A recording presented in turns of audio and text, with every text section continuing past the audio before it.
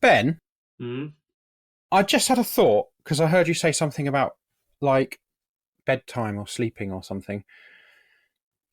And I was trying to work out, because I've edited obviously a bunch of episodes recently where on a few separate occasions in a few separate episodes, you've said, well, yes, famously, one of the slogans of anarchism is "No gods, no bedtimes," which is obviously a very funny thing to say. But I've got to ask you: are you saying that as a joke, or do you genuinely think that it is "No gods, no bedtimes" rather than "No gods, no masters"? No, I know it's "No gods, no masters." I'm aware that the proper phrase is "No gods, no masters."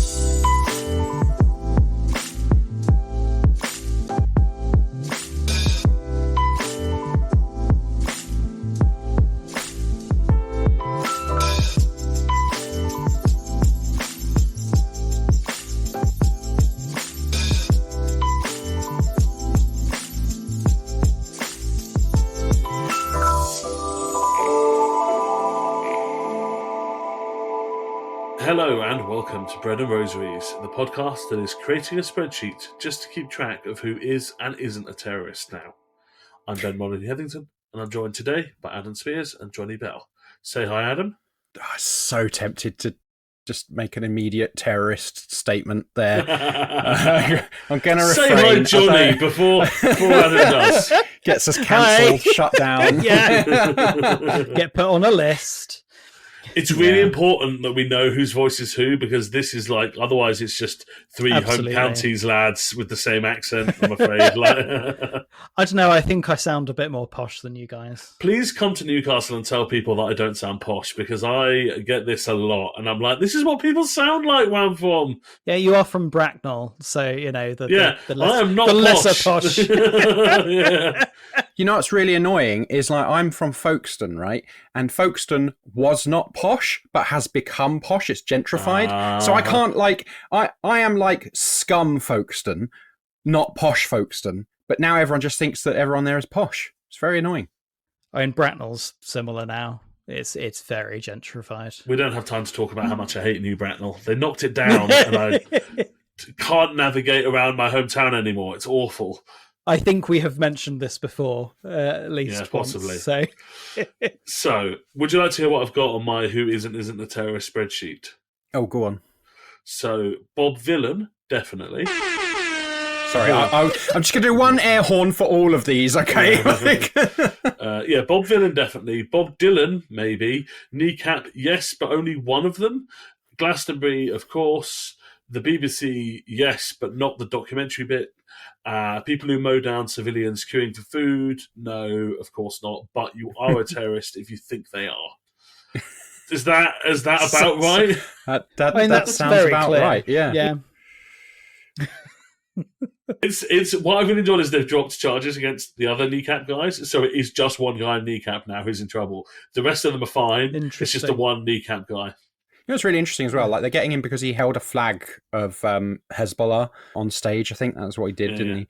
What's funny is there's so many things you could get them for, and they've got the one where it's like, his defense is basically like, mate, I got handed a flag on stage. It happens all the fucking time. Yeah. Also, they've only been a proscribed organisation since 2019, and I am personally of the opinion, although I'm not a massive fan of Hezbollah, I think that's a stupid, again, not as like bad as the Palestine Action prescription, but prescribing Hezbollah, the political wing of Hezbollah, is stupid. Yeah. Given, well, they run half the country. Do you know what I mean? Like, Johnny's got a delivery. What the? Just why can't you? It better not be from Amazon. Yeah, but it is. If you can't make an Amazon parcel, he's off the podcast. I don't know why Jonny can't set time aside that is dedicated to actually doing this. You know, just all we ask is a little bit of time. It's the bougie. Small. Oh, look at me! I'm socially conscious. My washing smells like superiority. yes, does yours not? I go to my local refill shop in person, because I believe it's fair then. important to return the social aspects of shopping to counter the kind of commoditization of everything. Yeah. Okay, look, I go to Sainsbury's or Aldi and grab some stuff off a shelf, all right? Is that what you want to hear? I mean, to be fair, for me, that's a better option than going to a refill shop, having to drive an hour. The problem we have is the refill shop near us is also next to a lovely local bookshop, which unfortunately means that we have to pop into the bookshop as well. So last time we got a bunch of refill stuff, and then Sarah bought like 6 books, and I was like, I don't think this is helping. I knew it was going to be Sarah and not you. I knew it was going to be Sarah and not you. only because I am trying to like hold back on my compulsive book buying. Yeah. So we're going to talk a little bit today about some of the moral outrage that has been doing the rounds around Glastonbury, amongst other things, and more generally think about moral outrage as a concept, how it's used, particularly by the political right, and what actually we can kind of do about it, whether there is a kind of a good version of moral outrage, and whether, in fact, we do need to please think of the children. Before we get into that, we will start, as always, with what else is on my mind grapes. What else is on my mind grapes? On our mind grapes this week, Adam, you sent me an article, which I had already read, but about one of the great pastimes of the British nation, which is taking glee in the downfall of some annoying do-gooders. So, Adam, would you like to tell us about the latest exposed frauds? Basically, there was a book where I think the woman was supposed to have like a terminal illness. No, it was the husband. Was that the one? Was it the husband? Okay. Well, that shows you how much I actually know about this. Why don't you just do it, Ben? But basically, they wrote this book and they made a lot of claims in this book and outside of the book, how they lost their house due to a failed investment and all that kind of thing. So they're having a really hard time, and then they just went on like a walk, and turns out that it's a crock of shit. Yeah, all of this is a lie. They did lose their house, but it was because they couldn't repay their debts, which, like, look, hey, we're a leftist Christian podcast, forgive all the debt, but that was a lie. The illness, turns out, was probably a lie. This is the accusation anyway, and this is a specific kind of version, I think, of a story that we see a lot with a lot of mainstream and evangelical Christians, where something crazy happens and then years later it all turns out to be just an absolute crock of shit, lies all the way down. Do you guys remember the guy who was lying about having cancer? Yes. The worship leader. And did the song Healer. Because he wanked too much.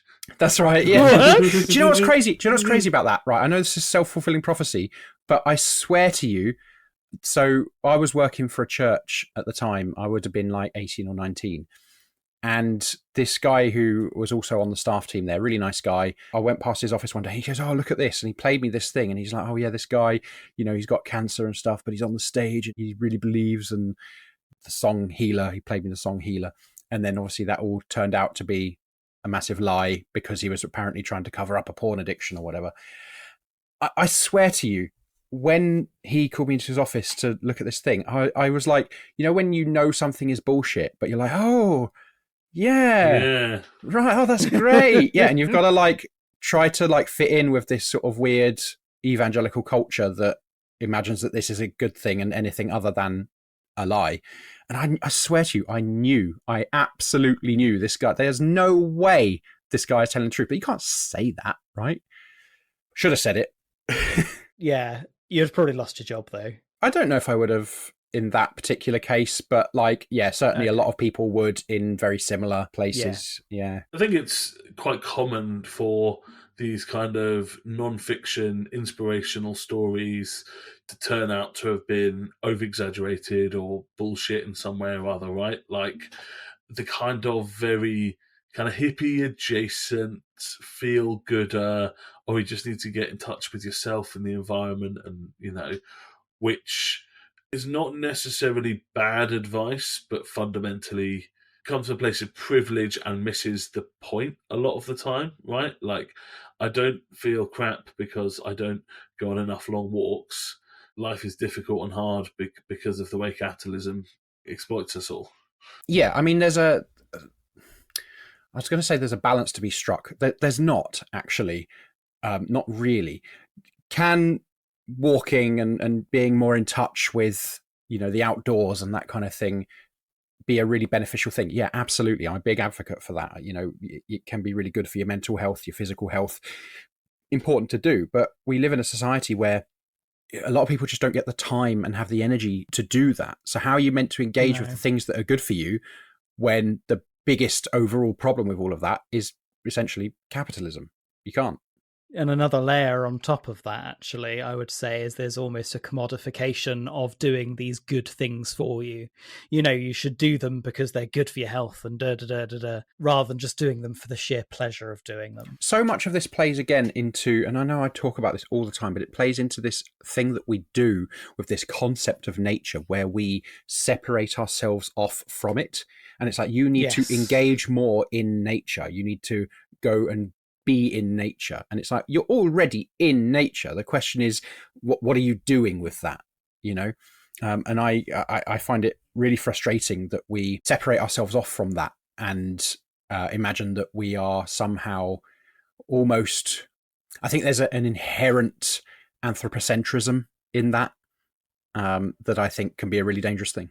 And I wonder, this is just a thought that sparked off in my head from what you're saying, is a part of the reason, because it did very much come from an anthropocentric idea, particularly sort of from the Enlightenment era and so on. But I wonder if we continue that narrative, because the nature that we're in quite often, in especially urban spaces, is not very nice. And that is because of what we're doing to the space around us, and actually often we can't control that. So there's almost something in there of continuing this narrative of, well, what we're doing here clearly isn't nature, but out there is nature, these sort of untouched wild spaces, nothing to do with us kind of thing. There's something in there that's really interesting. I need to think on that a bit more. I think it's fascinating the way these sorts of things seem quite harmless.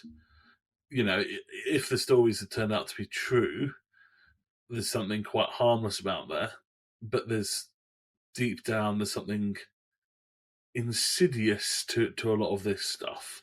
And I thought as well, you kind of already drew this out a little bit, Adam, but that relationship or kind of similarity between the story and the book, where actually the husband has a very serious degenerative illness that seems to be essentially healed by this journey they go on. It has a very faith healing, miracle healing kind of vibe to it, even if it isn't, specifically Christian in its outlook. There's something very of that sort of feel to it. But it's also erring on, coffee enemas will cure cancer kind of flavor as well. It's kind of, if you draw a Venn diagram, it's sort of in between the religious experience and pseudoscience. I do wonder as well, because we know that there's a phenomenon happening at the moment where a lot of younger people are sort of returning to some examination, engagement with spirituality and to an extent religion on top of that as well. That is happening. That doesn't mean it's all happening for Christianity, but there is a greater interest amongst younger generations in spiritual stuff now. There's a risk with that as well, because we know it's a well-established fact that some of this weird spiritual adjacent sort of wooey, healy kind of stuff can lead you to a really quite dangerous place politically as well. It can also lead you the other way, right? This is the thing, because it doesn't, and I've said this before, but it doesn't, in and of itself, that sort of hippie-ish kind of vibe kind of stuff doesn't come with a concrete way or a critical way of actually examining the way things are. It's just all about the feels, the vibes. And I think that's why people end up in sort of really sort of right-wing and weird places. But that's something that we can capitalize on the left, right? There's nothing inherently wrong necessarily with, engagement with spirituality and being interested in more spiritual things. Even, dare I say it, some of the weirder stuff like, oh, this person's into crystals. Well, all right, I might think that's bollocks, but that ain't hurting anyone as such, unless it gets to the point where they're saying, well, these crystals will heal you and, actual medicine won't. So what I'm interested in is how do we on the left engage with some of that stuff and try and bring those people towards the left, But do you not think, talk about crystals as an example, but some of that stuff, it's a form of false consciousness, and I think that's what makes it dangerous. Yeah. No, and I agree. There is a false consciousness there, and that's sort of my point: is how do we engage with that stuff? Because, I mean, a lot of it as well is not even necessarily. I don't even necessarily think that a lot of these people have reached the point of false consciousness, because I'm not sure they've reached the point of consciousness, And I don't mean that in a nasty way, but what I mean is, like, I think they're just sort of experimenting and dabbling in things. Well, come and experiment over here. How do we do that? Get rid of the overhang of post-colonial, patriarchal, capitalist systems that we're involved with as a church. Which is great, and I agree with that. I guess what I'm asking is, what practical steps can we take? Just us three, I'm sure we'll be the ones to solve all the problems, just us. For me, in what I'm doing with my churches and the communities we're in, is to build relationships and to form relationships and love people. I think that's probably the place you start. You're not expecting anything. So I think that expectation is also problematic and leads to that false consciousness stuff, where you're expected to behave in a certain way or think a certain way or whatever. But meeting people where they're at and living alongside them, that's where you start, I think, personally. And then you build from there. And you see, the reason why people go for things like crystals and whatnot is because there is a hunger there is a need, and it's being satiated in some way by that. And so if you attend to those hungers and work out what's needed as well, and then you sort of it I guess what I'm saying is it's a very contextual approach that's needed, not necessarily if you do X, Y, and Z, you'll lead to this nice consequence over there. It's being attentive and shit. Jonny, are you suggesting that people should turn those rocks, those crystals, into bread? Because I don't think that, I think that might be a bit frowned upon in the New Testament. So just putting it out there. Well, no, as long as Jesus isn't doing it, it's fine. Oh, that was the whole thing. Pretty sure Jesus said, "Man shall not live by bread alone." Jonny, I think that's not just Jesus. Okay, surely. So women can do it. That's fine, and non-binary people can do it. That's fine. You can do it, and then we'll have the bread. Yeah. Man does not live by bread alone. He also requires a couple of crystals in his pocket to make the bread. Yeah. Stuff some minerals in there. Can we have some hummus with it as well? Maybe we can make some hummus. Can we do that? Only if you check That'd the provenance of the hummus. Yeah, definitely. Is it Palestinian hummus or occupied Palestinian hummus? Yeah. Key distinction. I'll sneak it in on you. Would you like, instead of talking about hummus, to talk about moral outrage? Are we not talking about LGBTQ wrestling and that kind of thing? Oh. We're going to do that. That's better than my one. That was better than my one. Way better than my one. We got to give it 2 minutes at least. Okay. I mean, that's what these mind grapes things are supposed to do anyway. They're only supposed to be 2 minutes long, and we're 27 minutes in. And actually, you're just excluding the queer people with your. Okay, go on then, Jonny. Ben. Ben. Call yourself an ally. If you need your little moment in the spotlight, Jonny, then you go for it. Wow. Well, it wasn't even my article. It was Adam's. No, it was my article, and now I'm getting shit for was it. it? Yeah. Oh, so you're appropriating queer culture now, are you, Ben? Jonny, would you like to tell us about the articles? I think I think you enjoyed it. Well, the article is called "The Anti-Fascist Power of Trans Women Wrestling in Nacho Cheese," and it is like an epitome of queer joy. It is wonderful. So it's in Brooklyn, and it's an event that's been happening for a number of years. And it's a sort of the Dolls Olympics, where ridiculous, different kind of competitions, nonsensical competitions happen to see who can do the best, such as Twinks versus Dolls cigarette race. And you just see a picture of loads of people just chuffing on some cigarettes. But there's just some bonkers stuff that happens, which I think is just wonderful. And it's that complete mix of being human and not conforming to any cis-het capitalistic standards. There's a sort of real mix of sort of debaucherous, joyous events that happen. It's the sort of thing that Seb and I would love to attend and be, to go to. It would be so much fun to see. In your dog collar. Oh, yeah. I mean, that would be great, really. It'll have a very different vibe in that kind of environment, wouldn't it? A dog collar. It would, yes. But it depends. I mean, you can get, because obviously they're like bib stocks, but you can also get the crop top, clerical crop tops. So I could just get one of those, go in there, put on some makeup, wear some heels. Sounds like we've got an outing planned for next year for the next Twinks versus Dolls Olympics. Bread and Rosaries reports from. Yeah, reports live. That would be great. Yeah. So if we have a very significant increase in our Patreon contributions, that's what we'll do, all right? This is perfect opportunity for an advert. I like that segue there, Ben. Do go and give us your money on Patreon right now. Right now.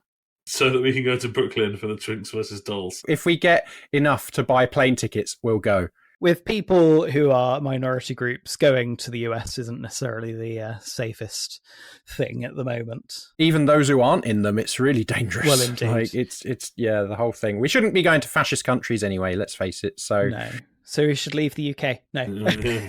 Pretty soon. But no, the thing with that article is that obviously pressure is being put on more and more on queer people. And it is becoming more and more dangerous to be queer in the US. But the more you push something, the more resistance you get back. And I think this is a wonderful example of that happening, of people finding spaces that are safe to express and celebrate themselves and find community, despite the awfulness of what's happening in quite a few places. Shall we now then, now we've talked about nacho cheese and wrestling and queer people, shall we talk about moral outrage? Because I imagine that in some circles there was quite a bit of moral outrage about that particular event. It's definitely a waste of nacho cheese, isn't it? Did they eat it afterwards? Or do you know what? I could have known that's what would upset you.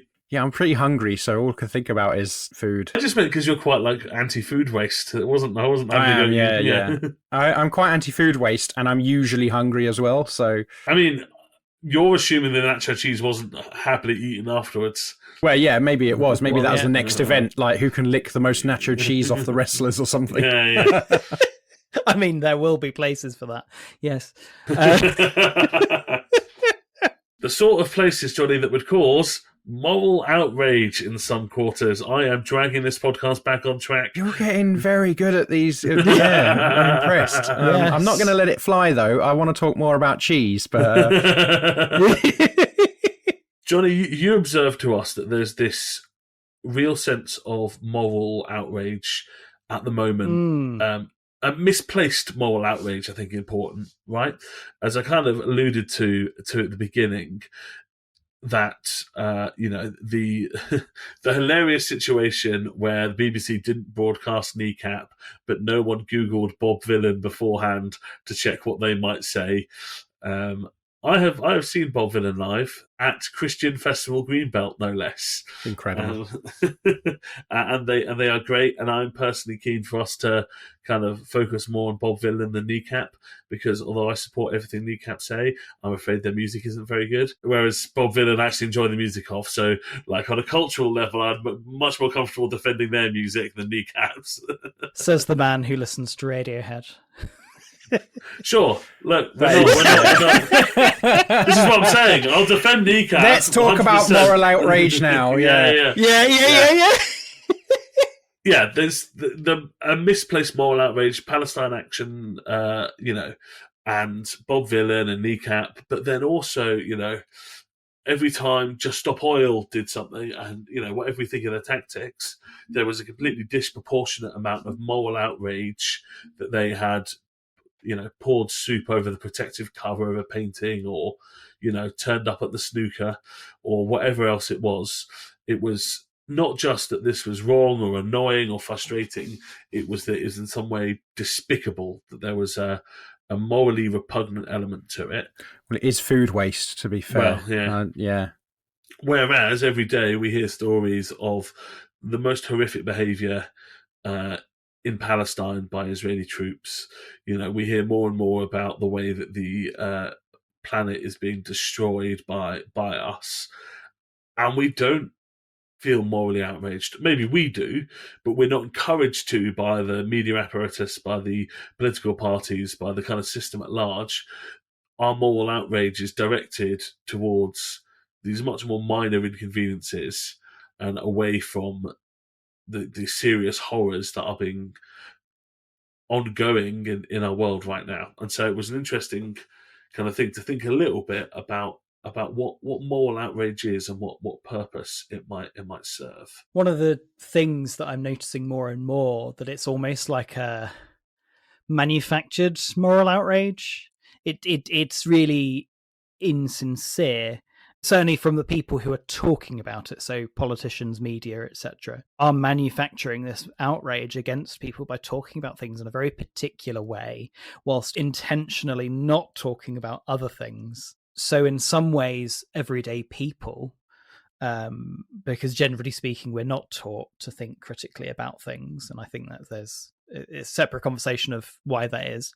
But generally speaking, we're not taught to think critically. And as a result, most people take these things on at face value. And it's deeply frustrating trying to kind of combat essentially that misinformation that we repeatedly see on situations like this.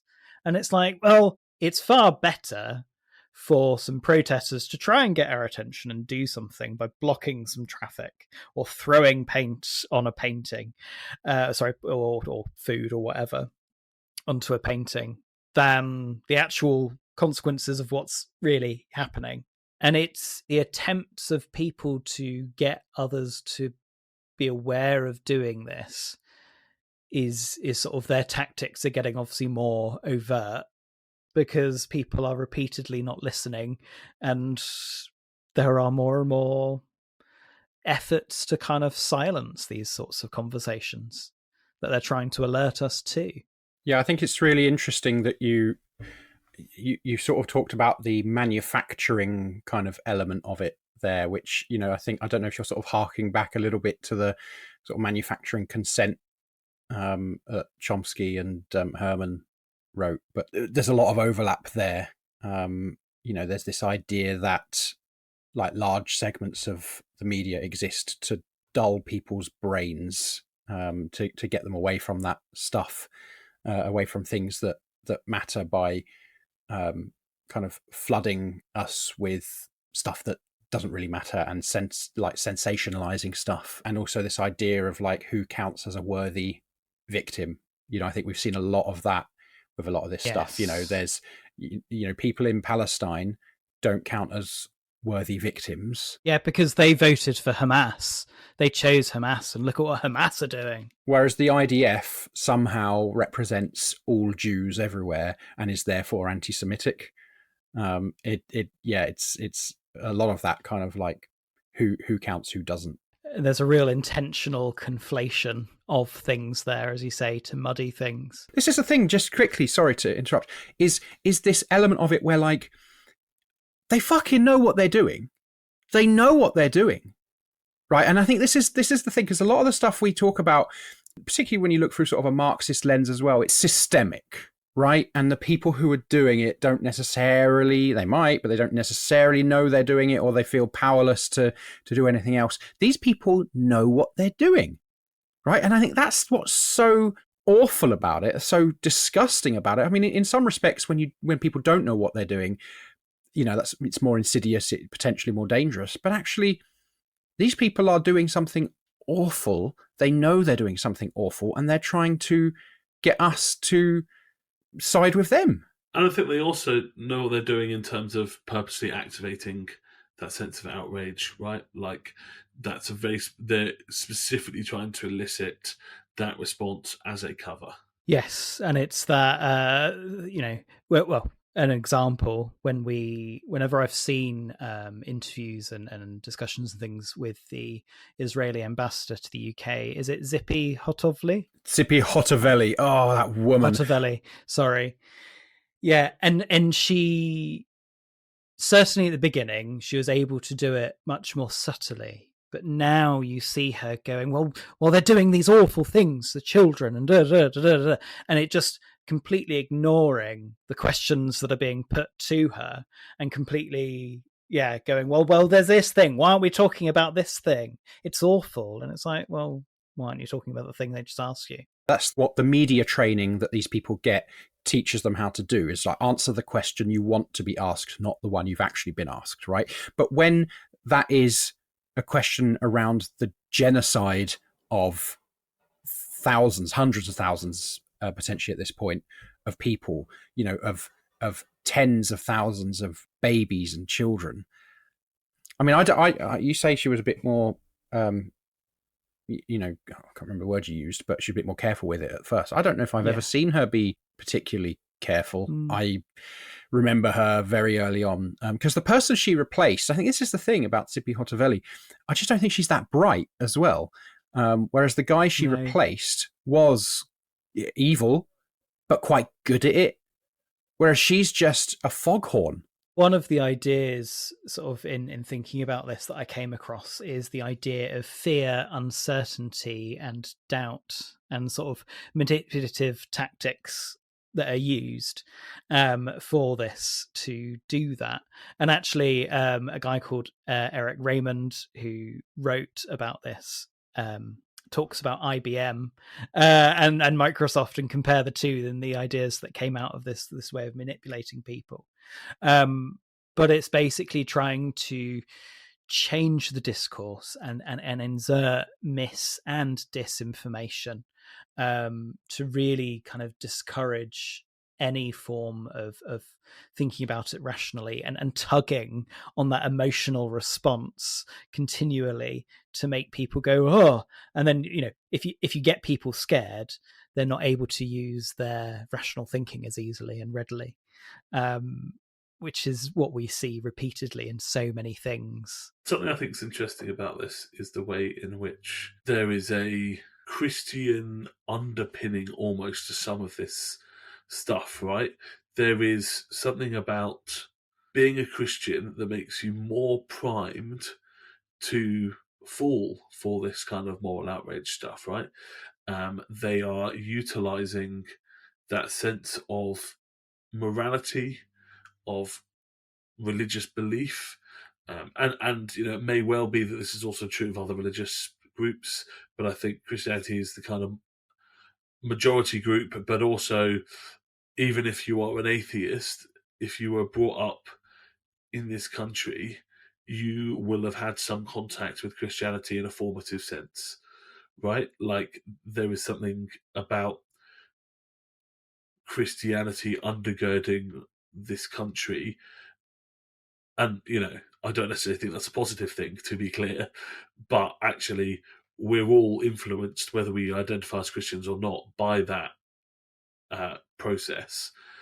And that's then being manipulated, I think, quite effectively by these people because there's this kind of inherent morality, not necessarily morality with a degree, but a morality underpinning there that is kind of easily excited, I guess. But I think what I'd like to know about that, because I think you're right, but I'd like to know how much of that is about the fact that Christianity is, well, in this country, an established faith, is a faith that is of the power class.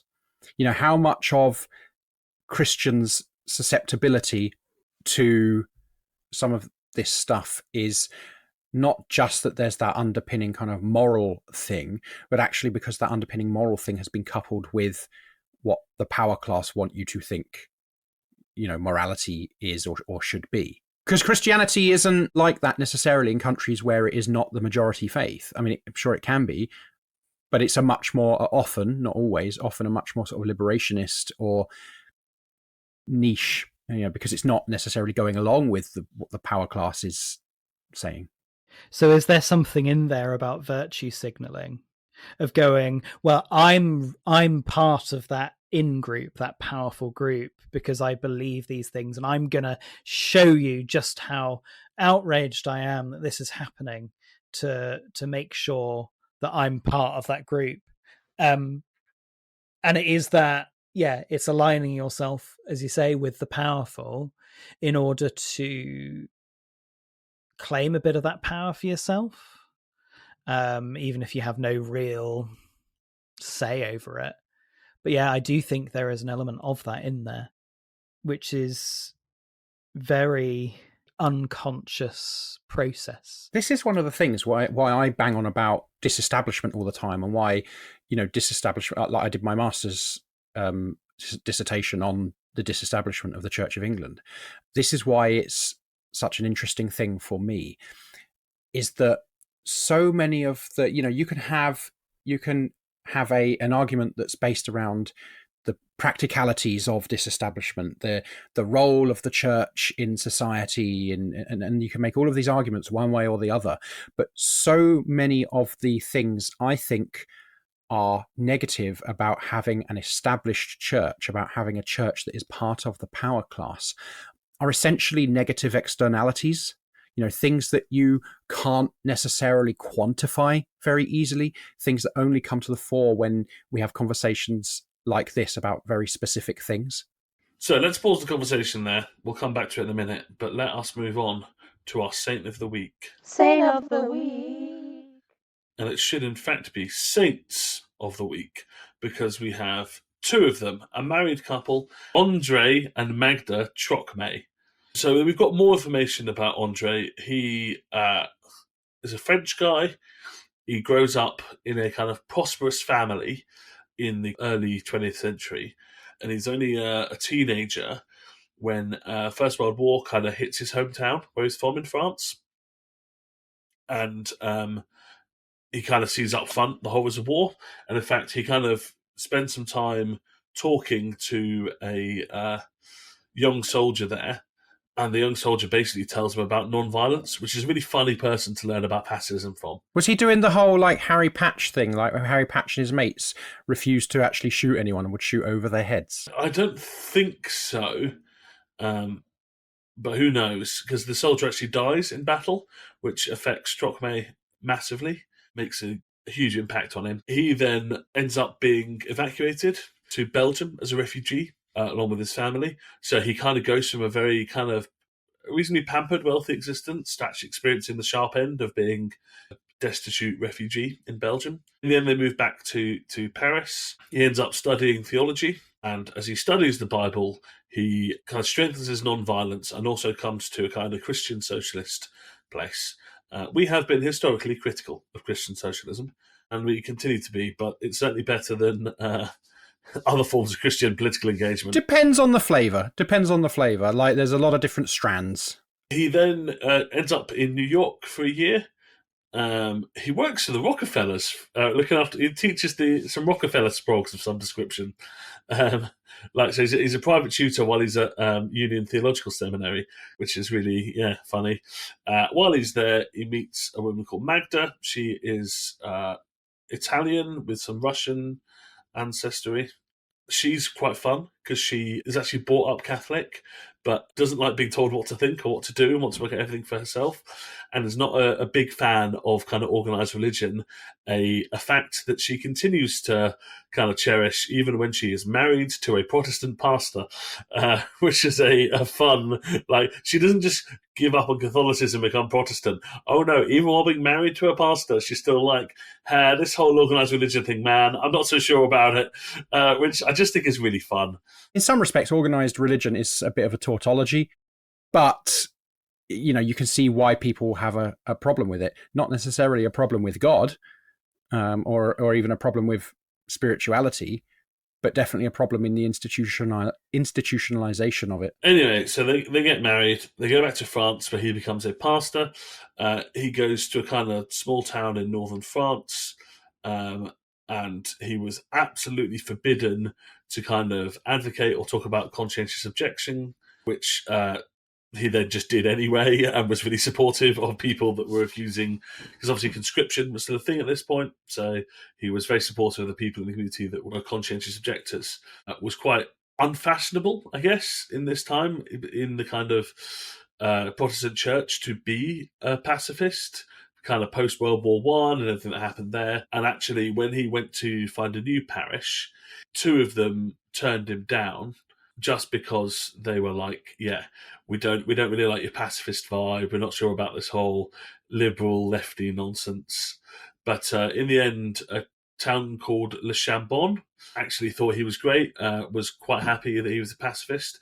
So he ended up moving there in 1933, I think it was. And then World War II happens, and the French get overrun by Nazi Germany.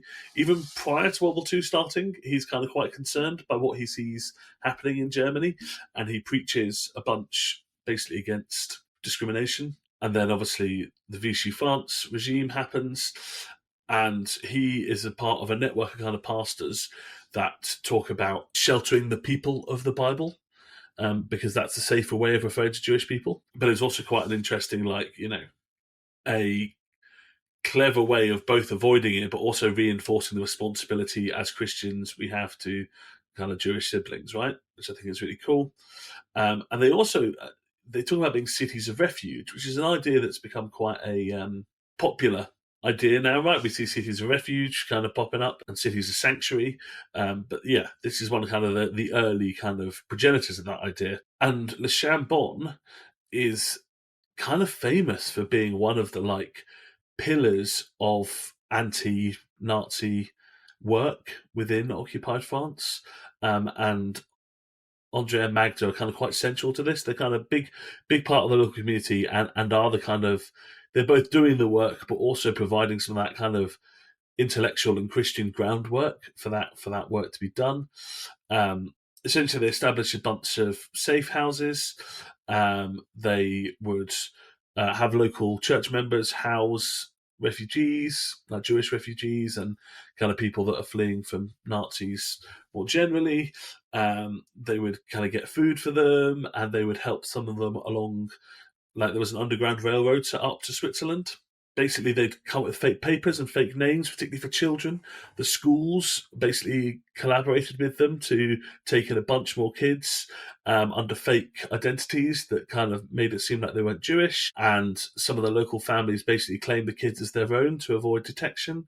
And what I really like about Andre is he doesn't speak out of both sides of his mouth at any point. There's a point where they come and ask him, we need a list of you of all the Jews in the town. And he said, we don't know what a Jew is. We only know men. Which is just a really and obviously he's not doing that to diminish people's identities or whatever, but just as a real we don't think in those terms, dude, do one. And yeah, he's fairly there's a point at which a local minister comes and makes an official visit, and Andre just tells him to his face what he thinks of him. And it seems that he's like reasonably polite and whatever. He's still, a pastor, but he doesn't play nice. He doesn't go, "Well, I'll keep my opinions to himself." He tells them exactly what he thinks of his collaboration with the Nazis.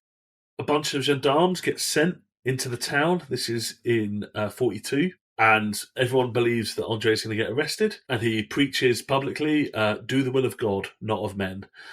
Which, again, is a very clear, like that is a pastor saying "fuck the police," right? That's how you get away with it. Which is definitely something we can learn in the current situation with certain proscribed groups, I think. Uh-huh. Absolutely. Yeah. And he talks about Deuteronomy, and he says the Bible is really clear that the persecuted are entitled to shelter. So he very specifically draws, like, he is preaching publicly from the Bible his opposition to the Vichy regime. So very clear, it is not just he is Christian and also he does this stuff. It is very specifically, this is a Christian duty that we are undertaking as Christian people.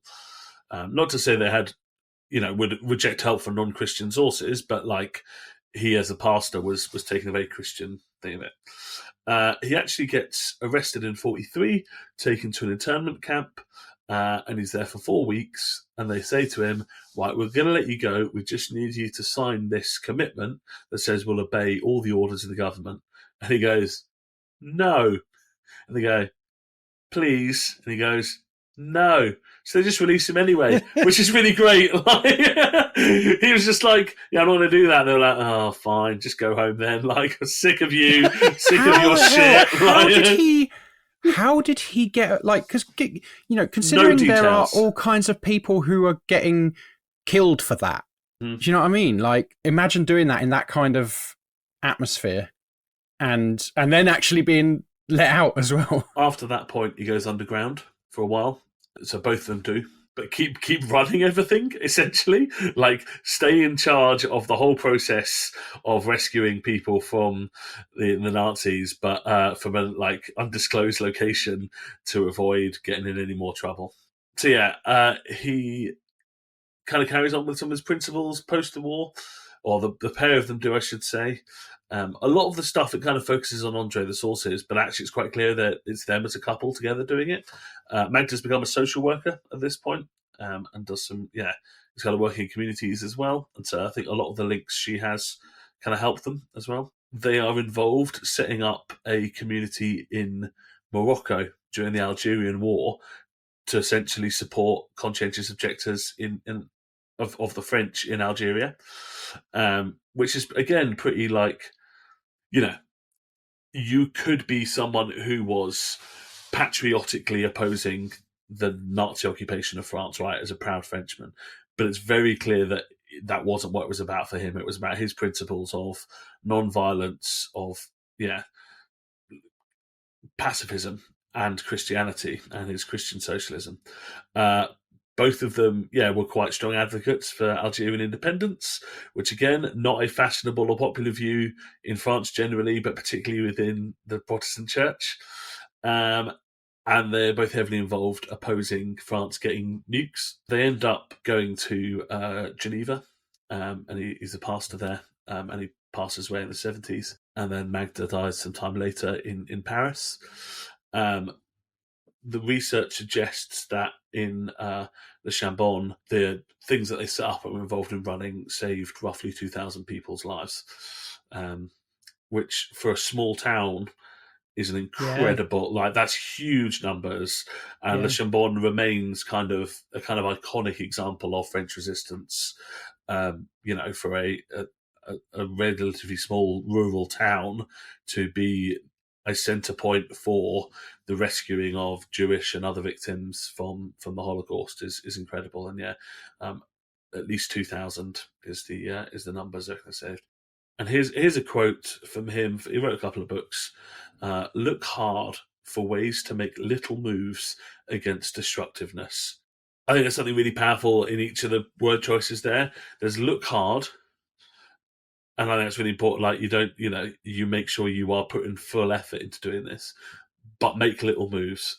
It doesn't have to, and ultimately he made some pretty big moves, right? But all he was doing from his perspective was what he felt was right in every moment.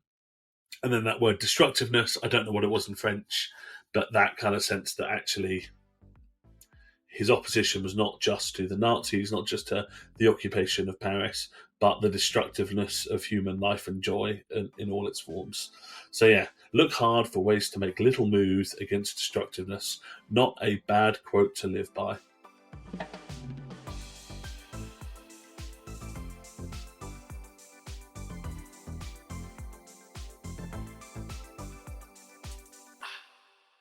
So let's talk a little bit more about moral outrage. And in a action that has morally outraged Adam and I, Jonny brought a Bible along to today's recording. Yeah, wave it at the camera. Great. Look, he's even got little bookmarks in it. Like you actually read it. Oh no, they're just there for show. Don't worry. Yeah. So when I bring that out during Bible studies, I go, You communists. You rattle off a lot of fancy words, don't you? Sorry, I figured that was a good place for that. What the people listening in won't necessarily know is that for the first half of this recording, the soundboard has been defunct. So I've been playing all of these soundboard things and thinking that these two bastards are completely ignoring my funny interjections. And we've just been enjoying peace without Adam's constant soundboard nonsense. it's been bliss. Jonny, you would like to talk to us about the Bible, I believe, and what it might have to say about some of this stuff. I know, which is gross. Probably the first time in years that this Bible's been mentioned on this podcast. Hey, that's not fair. You can't say in years. Years is like 4 episodes. So, yeah, I was thinking about what we can draw from Jesus' ministry and kind of use that as a way of contrasting some of the things that are happening in the UK to Jesus' ministry and what he did. Because, as we've spoken about in a previous episode, about speaking truth to power, Jesus very much did that. And there are a number of groups that are doing that and being very much squashed and prescribed as certain things. And rightly so. We as a podcast would like to put on the record that we do not side with terrorists anymore. Well, we were siding with them before they were terrorists, so you know. Yeah. Like 12 o'clock on whatever day it was, that was the point they became terrorists. Up to that point, they were not. Now they are. Fine. So yeah, absolutely. Bad. Yeah. What's the other thing about what's the difference between a terrorist and a freedom fighter? It's whatever the British government says, right? Yeah. Exactly. Absolutely. Yeah. Absolutely. And we side with that wholeheartedly. Yeah. So the reading I was thinking of is Luke 11. And Jesus goes out. He's invited for dinner, and he goes. He doesn't wash in the way that they were meant to before eating. He's questioned. Bit of tension, and Jesus starts going off against the Pharisees who invited him to dinner. The lawyers kind of butt in and go, oh, what about this? And then he starts going, well, woe to you as well. And he kind of, it's difficult to see, but, you know, it just says, when he went outside, the scribes and the Pharisees began to be very hostile towards him, to cross-examine him about many things, lying in wait for him to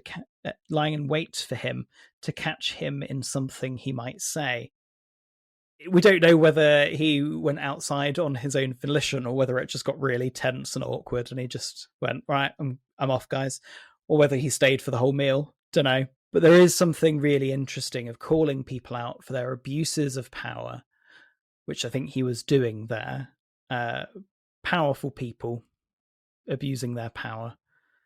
And they get pissed off. And the response he has right at the end, and which is the beginning of the next chapter, which says, meanwhile, when the crowd gathered in thousands so that they trampled on one another, he began speaking first to his disciples, beware of the yeast of the Pharisees, that is their hypocrisy, and goes on from there. And there's this interesting thing of doing it in private and calling them out, and then goes out into public and says, yeah, they're not good enough. They're abusing their power. And I think there's something quite helpful. There is that moral outrage from the Pharisees, the lawyers, essentially the powers of the time. And Jesus is criticizing them, and they get more outraged over it. And he just keeps stoking the fire in many ways and saying, well, you're doing it wrong. I'm not going to, alleviate your discomfort for this. And repeatedly in the gospel, you see times where the authorities try to catch him out so they can do something about him, because they're just continually getting pissed off by it, which I think is brilliant. And then you compare it to what we've been talking about of Just Stop Oil, and people who are in support of Palestine, and they're causing huge outrage because they're pointing out these awful things and their actions and everything. They're just trying to be caught out, like with Kneecap, of saying, reviewing all of their material, all the recorded things, just to find that thing where they can prosecute or find the thing which is enough to charge them with and prosecute them with. And I would argue that they're very much doing that prophetic thing that as Christians we have a responsibility to do. Yeah, I think there's something quite interesting about, kind of says that they're looking for an excuse to trip Jesus up, right? And he kind of almost gives them what they're looking for, right? Yeah. Like, there's almost a sense of, look, I know I'm going to upset you, but I know you're going to be upset whatever I do. And I think some of the stuff we've seen recently, as you say, Just Stop Oil, all that Glastonbury stuff, various artists who have kind of very publicly affirmed their solidarity, people who have supported Palestine action. There's a sense of, you're going to find fault anyway, so why don't I really, really go for it? The lyric that's been going through my head is not a Radiohead lyric, you'll be pleased to hear, but the Run the Jewels line, you demons talk clean and bomb hospitals, that's why I speak with the foulest mouth possible. Imagine that roughly 1,000 times more gangster. There's a similar kind of theme that you hear people sometimes draw a connection with, where people will say, well, it's people in suits who are the ones who are doing all the killing. I don't trust people in suits. But I think it's as well recognising that, suits are a form of communication, right? Saying dang and heck is a form of communication, right? Like, not chanting uncouth things at a festival. These are all ways of identifying with a power structure. And actually, Christians in particular can be quite susceptible to that kind of, I guess we'd call it respectability politics in some sense, right? And actually, to hark back to what we were talking about before, right? Actually, sometimes you need to have some trans women wrestling in nacho cheese. Like, absolutely. Sometimes you need to say things that are confronting and will knowingly upset people, or knowingly allow people to stoke upset is probably the better way of putting that, right? Knowing that what you say will be attempted to be turned into a confected outrage, but saying it anyway because actually you don't want to play the bullshit game. But where's that line? Because I think what we are talking about here is on one side of the line, right? Nothing at this point that we've been talking about is necessarily about saying the thing that is now considered illegal, and actually, is the prophetic thing really to say the illegal thing, or is it to be very careful and make it clear what your opinions are without actually saying the thing? I think it's context dependent for me. Like, bluntly, I'm not going to say the thing because we don't have enough listeners. But if we had 1 million listeners, I'd probably say the thing because it's worth saying to. Do you know what I mean? And that's not about me being like, I wish we were big and popular, but about saying, like, actually, is it worth me putting myself at risk of legal trouble to talk to an audience of people that probably already think what I think and probably won't make any sort of splash and, won't have any impact? No. But actually, are there situations in which it would be impactful and powerful and prophetic to take that stand very publicly in a way that might lead to some legal trouble, but also contributes to the pushback against the overreach and contributes to the movement against genocide. And I think that for me is where that's why I am being, as we all are, quite careful. Not because I wouldn't, in the right circumstances, for the right reason, say the thing that we're not allowed to say, but because it's not worth, I'm just making myself a martyr for no real value if I do it on this podcast. So then do we have a duty to do the thing? Rather than just say the thing, do we have a duty to do the thing? Prophetically, as Christians. I think a part of the consideration that we need to have is if we are going to use part of what Jesus did as our model or to inform our model, I think quite a lot of the time he wouldn't break the law, as in capital L, Mosaic law. He would be reinforcing it. But what he would often do is draw it back to almost a teleological thing of going, well, what was the purpose of that? The whole point of this is this, and bringing it back to love, justice, life to the full, etc. And so I think there's something in there that needs to be considered as well. But I also think the impact as well. But he knew what he was doing. And, arguably he knew how it was going to end. And did he, well, and actually he did break the law in certain ways. Not necessarily the Mosaic law, but he broke Roman law. And, that's what got him killed. Yeah. So do we not have a duty to break this Roman law? I instinctively want to say yes. And the reason that I'm pulling back is first of all, is the recognition that I'm not sure I am, and whether that is just cowardice on my part or not, I don't know.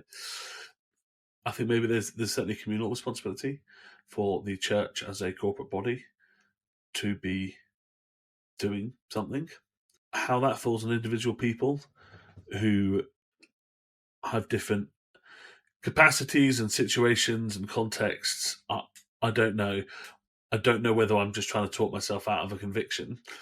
I certainly think that anyone who does things that push against the law in the service of the calling of Christianity is worthy of our support and respect, and are probably a better Christian than I am. Whether I could then say I encourage every person to see it as a Christian duty to be breaking the law, I find it difficult to do that, because I guess I don't know where people are at, what they've got going on, what their consequences might be. Sure, and when I talk about this, I'm not necessarily saying that everyone shares that same burden or shares it in the same way. I am talking quite generally in one respect, but perhaps more specifically for us. And I'm, obviously we've all got different circumstances as well. Personally, there are reasons I'm not saying the thing on this podcast, and that's because I don't want to get anyone else incriminated. And also, I don't want a podcast pulled down, but but for me, there's definitely I'm fully signed up to the belief that there is an element of moral duty there, but I'm not personally fulfilling that moral duty here. Yeah, I think there's something to that, definitely. And I would agree with that moral duty to challenge. The way I'm doing it is like that Facebook post of saying, well, in today's climate, would Jesus be prescribed as a terrorist? And asking questions rather than stating the thing. So it's not necessarily that we have to break the law in order to fulfill that duty, but there is a duty to challenge it. Certainly, I would wholeheartedly agree with that. And to say, actually, this is totally unjust, and you're detracting from the actual issue, which is genocide, and making it about this thing. So perhaps, this is me thinking out loud, perhaps, and I know there is a social justice issue with prescribing a non-violent group as terrorists, but perhaps the work of that group, and to pursue the work of that group and to honor it even, is to then go, well, actually they were trying to stop a genocide, so let's focus on doing that. So maybe that's the moral imperative for the time being. But I think that's the moral imperative overall, though. I don't think there is any other moral imperative, really. Like, all the other stuff flows from that. So for me, and I know I'm being really annoying right now, and I might be sounding accusatory, and it's not what I'm trying to do here, but I don't know if that's good enough. And I say this fully appreciating that I am not currently sat in a police cell.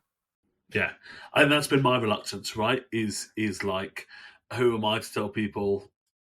I don't know. I'm sat here in my nice house, like chatting with some lovely people on my laptop, and what I'm going to tell people? Oh, that's a fucking lie. Go and get yourself arrested. Do you know? Like, what is the How can I do that? Because there's this thing that a few people have been saying, and I know you hate George Monbiot because he's a melted liberal or whatever, sure. But he's good on this stuff though.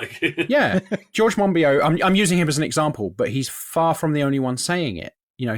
People are talking about this is the Spartacus moment, right? We all do it, or we all suffer. And I think there's probably some truth to that. Yes, mass outrage. Yeah, I mean, and this is where we get to this sort of question of outrage that hopefully has a direction, that has a practical outcome. Yes. We can use outrage. We should be outraged. There are things we should be outraged about, and it's not confected kind of outrage. It's a real outrage that stems from injustice, from real, very, very real injustice that has to have a practical outcome, I think, as well. Yeah, and I think that's maybe probably an important distinction, right? Is the moral outrage that we've been talking about, of the confected moral outrage. It has an outcome, but the outcome is external to the people feeling the outrage, right? The mass of Daily Mail reading bigots who were outraged at what was being said were not then going to take any action themselves. They wanted the police or the government or whoever to take action, right? And I think there is almost this, we feel moral outrage, and we will therefore outsource the actions that need to be taken for that. Whereas the outrage that we're advocating for is one that pushes you to take action personally and communally, but not by simply offloading that to the state, but to take it on yourself to do something with that outrage. I guess it's a useful outrage is what we're talking about, not just a kind of outpouring of emotion, but a motivational outrage. It's so typical of these people to, your Daily Mail readers or whatever, as you put it, of these people to outsource their judgment to the state, right? But ultimately, every single one of us only has our own individual judgment. My individual judgment, I try not to let it be usurped by power, by a state, by a group of people who are making laws up as they go along in order to continue participating in one of the greatest moral outrages of our time. But ultimately, my individual decision is to not let my decisions be made for me, whereas their individual decisions is to outsource their individual decision-making process. Yeah. And I wonder, for me personally, being a public representative of a church denomination, you could say the church. The church denomination, is that what you're Heresy. Well, no, to say the church, a public representative of the church, but I know that may not be right, but I know I am for the Methodist Church. And so there is that added layer that it's not just me that I need to consider, but also that of the organization I work for, essentially, or serve. Which is what makes it so much more powerful, though, right? Yes. I think what I'm doing is I'm trying to work out what I think. Because I will very much be saying that I'm in favour. I was not so much this Sunday because there's things going on the Sunday, but Sunday before, saying this is wrong to prescribe someone as a terrorist. Utterly wrong. And I will continue saying that. And I will continue saying this is genocide. We need to do something about it. But I don't know for my specific situation how useful it would be to do something that would get me arrested and potentially charged. What about something that could potentially get you arrested if you got caught? What do you mean? Well, look, I mean, I have to be careful what I say unless I want to get arrested. But Palestine Action were proscribed because of the actions they took. And the reason the state didn't like those actions is because they fucking work. Yes. Palestine Action closed down 3 of 10 Elbit Systems factories in the last 18 months or whatever. 3 of 10, right? That's huge for one group. Yeah. Direct action gets the goods. They were willing to risk arrest. That doesn't mean that they were all arrested. They did plenty of actions that they got away with. Is that risk of arrest something that we have to engage with, even if we don't actually want to be arrested? We're not trying to get arrested, but that is a risk. And I think people need to take that risk. I think I'm trying to work out clumsily what I personally need to do rather than what we collectively need to do, if that makes sense. Because I suppose in some ways, doing that working out for us personally is what we need to do when we understand we have this communal responsibility. And I guess what I'm trying to tease out is the efficacy of that, of me doing something that will risk arrest in order to further a cause, because some of the work that I am doing, a lot of the work that I'm doing is to challenge people and to think about, social justice stuff, essentially. Ain't no bigger challenge than having a terrorist minister, is there?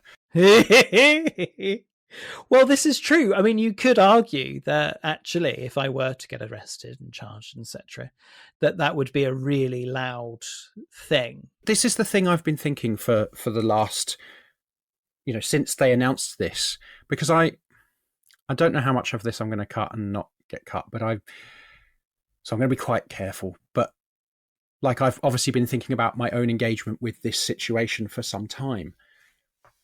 And since they announced the prescription, the question really, when it's, filtered down to its purest form, is, if not me, then who? Yes. I think one of the things I find difficult for me, though, is the other responsibilities that I have. But we all have those, right? Like, we all have those responsibilities, don't we? Like, I have I think I would be if I went to prison, I don't think I'd handle it. I really don't, for health reasons and all kinds of reasons. Yeah. But